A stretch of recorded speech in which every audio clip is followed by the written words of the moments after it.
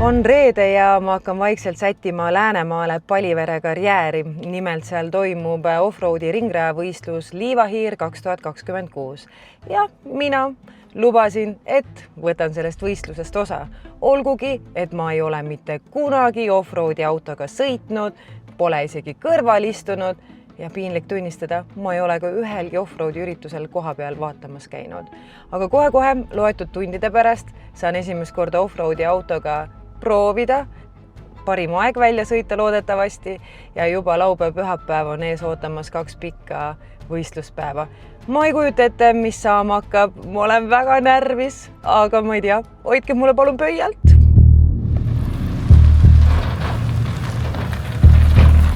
Nüüd on kohe-kohe start, ma teen ruttu endale patsi ka, sest ilmselt pärast mul on siin üks hunnik muda võib-olla juustes ainult, aga ma ütlen, et mul hakkab närv sisse tulema, sellepärast see rada on päris tummine ja kõige rohkem ma kardan seda starti, sellepärast me läheme ju kõik koos, et see läheb korralikuks pukslemiseks ja no vaadake, mis masinatega me siin oleme. Aga mis seal ikka, mul on nagu nii hea eeltöö tehtud, räägitud, mis tegema peab, et kui selline mees nagu Urvo mul on õpetajaks, siis ma arvan, et mis saab valesti minna. Õnneks, kuna ma ei ole varem siin mitte midagi kunagi sõitnud, siis ma isegi ei tea, mida oodata. Ma tean ainult, et saab kõvasti vintsida, Urvo. Mul on mingisuguseid juhtnööre jagatud, aga kuidas see päriselt välja näeb, mul pole õrna aimugi.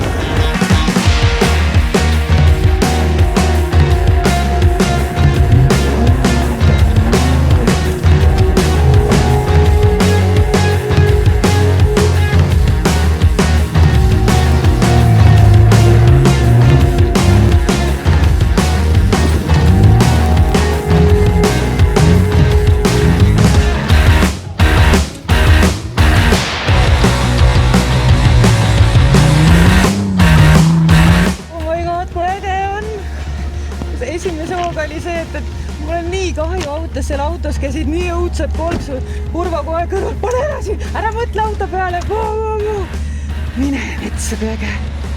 Ma ei kujuta ette, mis homme veel saab, praegu oli kvalifikatsioon, aga suu on juba jumala kuivan. Ma räägin, ma päriselt tahaks, et te näeksite, milline see rada on, siis vahepeal mul oli selline tunne, et me ei ole rajal, et me oleme kuskil, ma ei tea, ehitusobjektil, mis on kopaga üles kaevatud ja puud ja asjad ja järsakud, et või ma tunnen, et vist andsin sõrme ja läks käsi ka.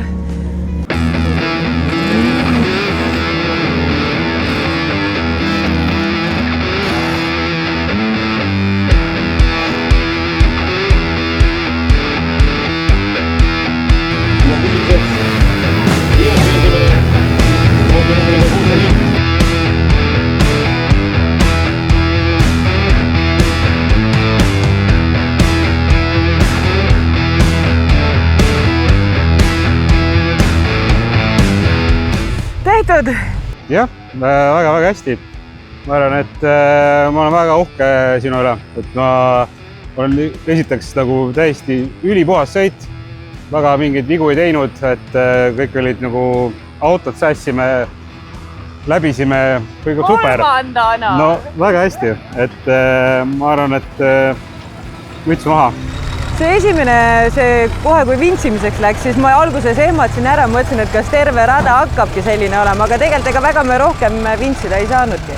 Jah, 2 vintsimist oligi põhimõtteliselt, 3 oli metsaval ega mingi väike jonka, aga ei, see vintsimine oli keerulisem, seal oli jube palju infot võib-olla, mis nuppe, mis kange, mida liigutada, ja nüüd on homme siis meil tagurpidi järjekorras, et me siis nii-öelda oleme tagant 3. stardima homme siis ja sama asi loodetavasti, võib-olla tehaks midagi ringi raskemaks ja 1,5 tundi siis, et praegu oli 2 tundi. Kuidas kõrval istuda oli terve aeg? Mõtlen, et päris õudne tegelikult, kui sa ei saa vaata ise sõita, siis tahaks ikka nagu rohkem kontrollida või?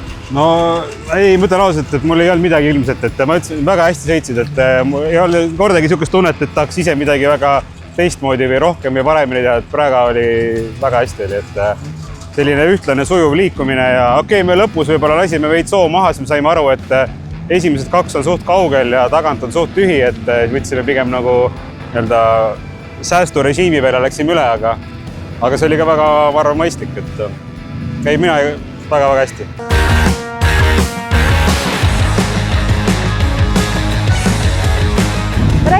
tasub valida, kellega esimest off-roadi sõidad?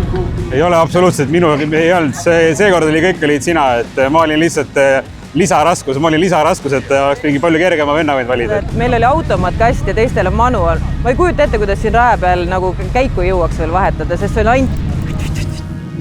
Niimoodi. Jah, sul oli see, et sa saad 2 käega keerata kogu aeg, et... No ma ei tea.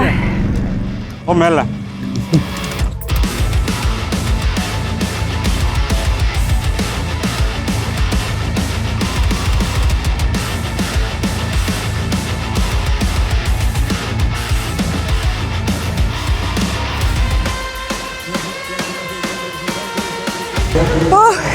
Tehtud! Ma ei tea, kuidas meil läks. Ma ei tea, kuidas meil läks, aga kohati jälle tehtud on, et me kõik ringid tegime ilusti ära, meil mingid suuri väljakutseid ei olnud täna peale selle, et lihtsalt täna oli rada raskem, et saime ikkagi vintsida iga ring 1 korra vähemalt ja autole tegime siin väiksed ümberkaunistusi, aga ei, kõik oli hästi, et Kairi sõitis endiselt tublilt, et hommikul olid sul käed vähe kanged vist, et sa ei tahtnud nendesse laskumistel ei tahtnud nagu väga rooli järgi anda, aga pärast oli nagu... Pärast olin kuulikindel, ma just ütlesin Urvole autos, et enne ma sõitsin niimoodi vaikselt kedagi lõhkuida, kõike hästi tasa, lõpuks on see, las läheb, nukid on veits sinised, aga see käib asja juurde.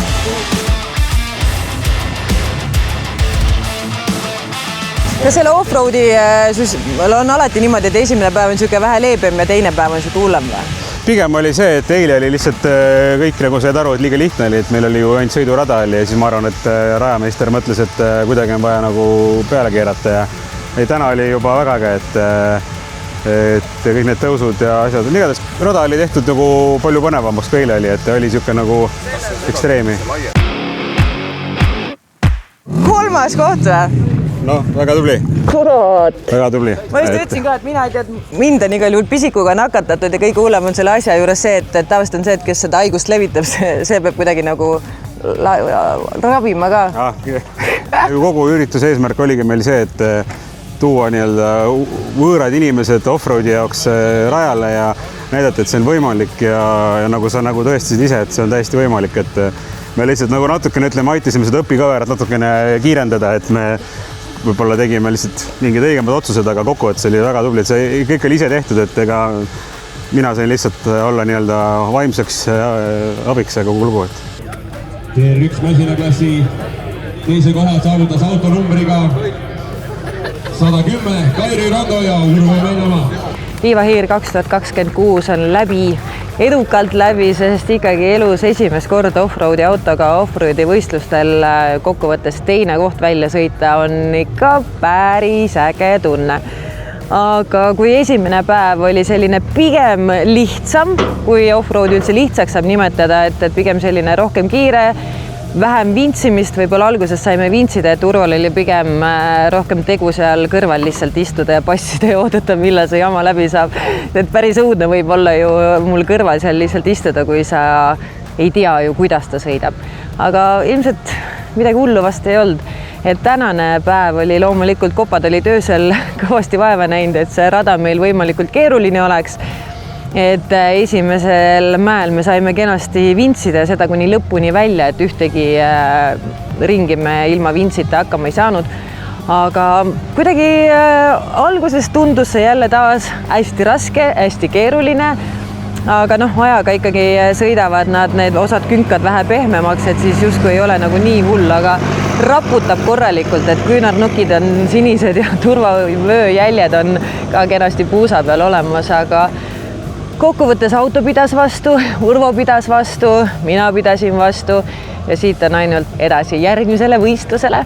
Kindlasti soovitan kõigil teil off-road just seda sellise ringraja formaadis vaatama tulla, sest tegelikult on ka publikul hästi mõnus vaadata. See on karjääris, kogu see rada on niimoodi justkui nagu peo peal. Okei, vahepeal me käime metsas, aga laias laastus nagu kogu aeg on põnev, kogu aeg käib mingisugune action, nii et soovitan kindlasti tulla off-roadi vaatama.